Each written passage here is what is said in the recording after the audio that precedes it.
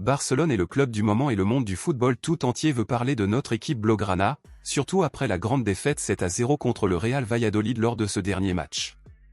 Barcelone est actuellement leader du championnat, le meilleur buteur de la compétition est barcelonais, notre attaquant Lewandowski avec 4 buts, le leader des passes décisives du championnat est également barcelonais, à savoir notre attaquant Lamine Yamal avec 4 passes décisives. Et le deuxième meilleur buteur du championnat est également de Barcelone, qui est notre attaquant Rafinha avec 3 buts.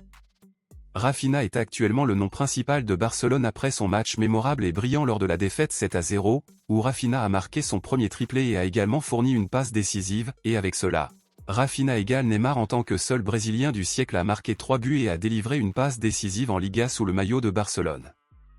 Après l'incroyable match d'hier, Rafinha a été hautement loué et respecté non seulement par la nation culée, mais par le monde du football tout entier, où tout le monde dit pour le moment qu'il n'était pas nécessaire que Barcelone veuille recruter Nico Williams car Rafinha a été extrêmement compétent en jouant en tant qu'ailier gauche.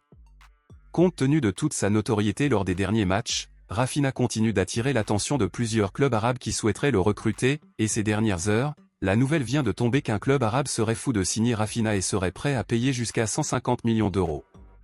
La fenêtre de transfert en Europe est déjà fermée, cependant, la fenêtre de transfert en Arabie Saoudite restera ouverte jusqu'à demain, donc n'importe quel club arabe pourra toujours recruter un joueur qui l'intéresse, c'est dans ce contexte qu'est apparue cette nouvelle concernant Rafinha. Mais la plupart d'entre eux sont actuellement contre la vente du joueur.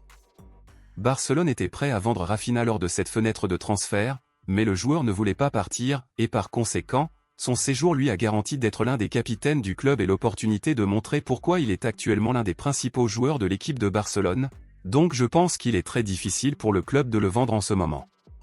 Mais à votre avis, pensez-vous que Barcelone devrait vendre Rafinha pour ses 150 millions d'euros ou pensez-vous que Rafinha est désormais devenu un joueur non négociable et non transférable?